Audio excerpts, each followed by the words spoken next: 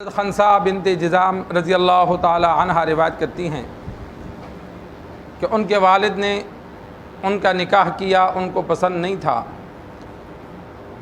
اور وہ بالغہ تھیں، سیبہ تھیں۔ آپ صلی اللہ علیہ وسلم کی خدمت میں آئیں اور بتایا کہ میرے والد نے میرا نکاح کیا ہے لیکن وہ جگہ مجھے پسند نہیں۔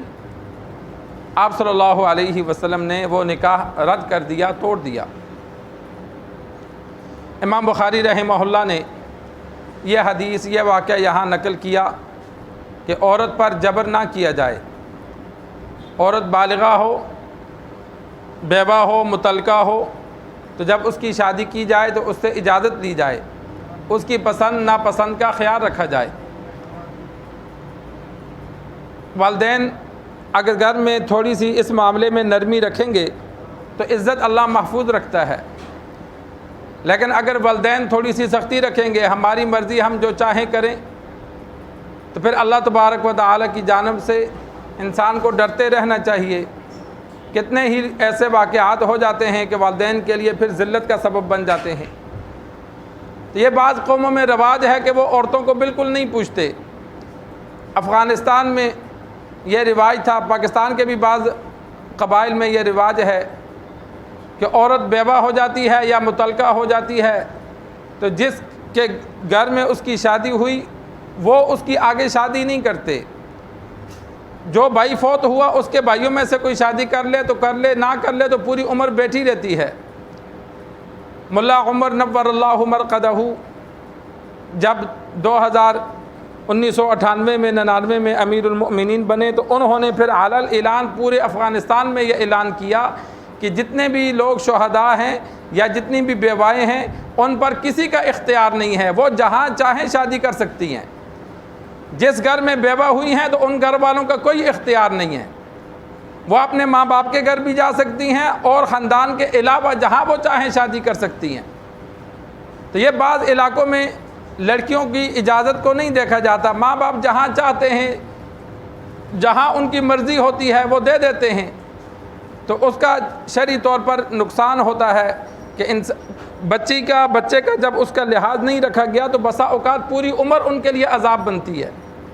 جب دونوں کے آپس میں دل نہیں ملے، مجبوراً وہ رہتے ہیں، تو اپنے پوری عمر ان کی خراب گزرتی ہے۔ تو شریعت کا یہ اصول ہے کہ بچی ہو، بچہ ہو، بالغ ہو جائے، اگر وہ غلط قدم اٹھائیں تو ان کو انسان سمجھائے کہ بھائی جہاں تو رشتہ کرنا چاہتا ہے، چاہتی ہے، یہ تیرے لیے مناسب نہیں ہے، یہ اس کے حالات ہیں، آگے کا یہ منظر ہے۔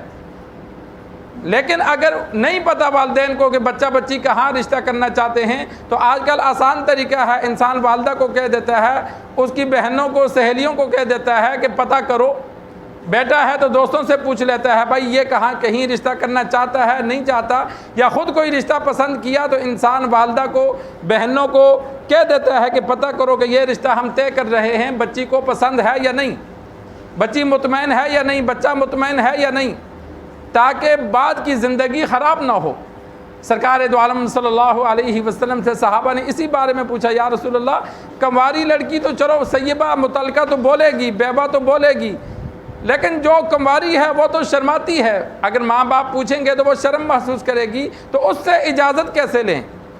آپ صلی اللہ علیہ وسلم نے فرمایا والدین اس کے سامنے ذکر کریں، بچی خاموش رہے تو یہی اس کی اجازت ہے۔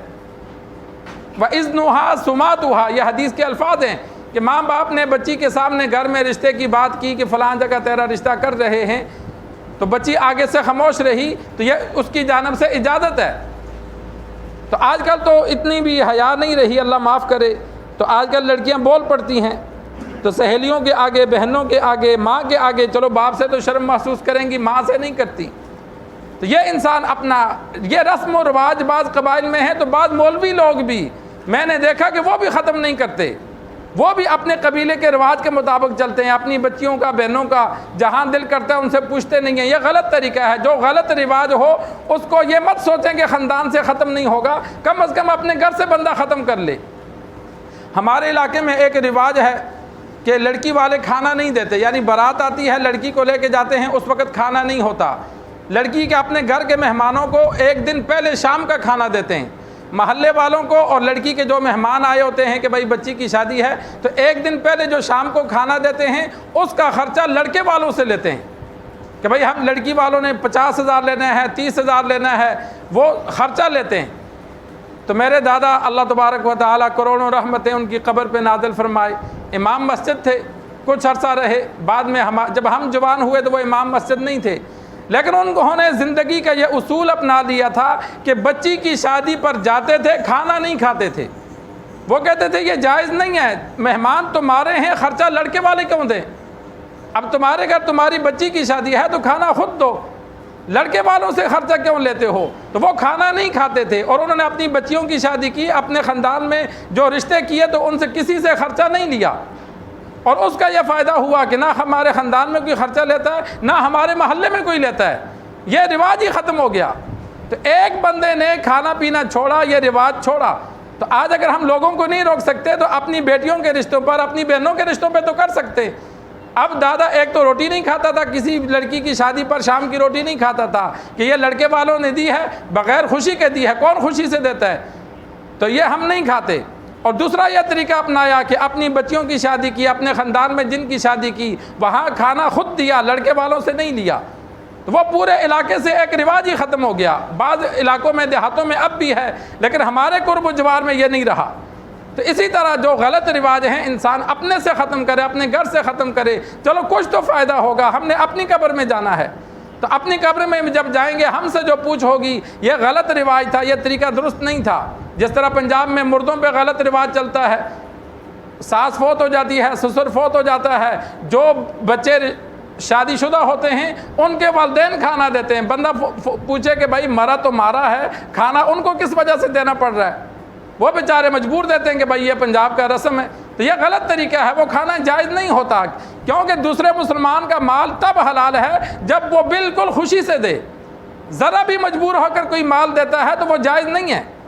تو ایسی رسومات کا انسان بائیکاٹ کرے کہ بھائی ہم نہیں کرتے۔ اپنا والد فوت ہو جائے، اپنی والدہ فوت ہو جائے، دوسروں سے کھانا مت لے، اپنا کھانا خود ادا کرے، کم از کم اپنے گھر سے یہ رسم ختم ہوگی۔ تو یہ جو رسومات ہیں اگر ہم اپنے گھروں سے ختم کریں گے، اسی طرح شادیوں کا سلسلہ ہے تو گھر میں، خاندان میں یہ ایک طریقہ بنایا جائے کہ بچوں کی خواہش کا لحاظ رکھا جائے، جو ان کو مناسب رشتہ لگے تو ان پر زبردستی نہ کی جائے، جہاں وہ ڈٹ جائیں کہ نہیں کرنا تو وہاں زبردستی مت کرو۔ اللہ سے دعا ہے اللہ ہمیں دین سیکھ کر، سمجھ کر عمل کرنے کی توفیق عطا فرمائے۔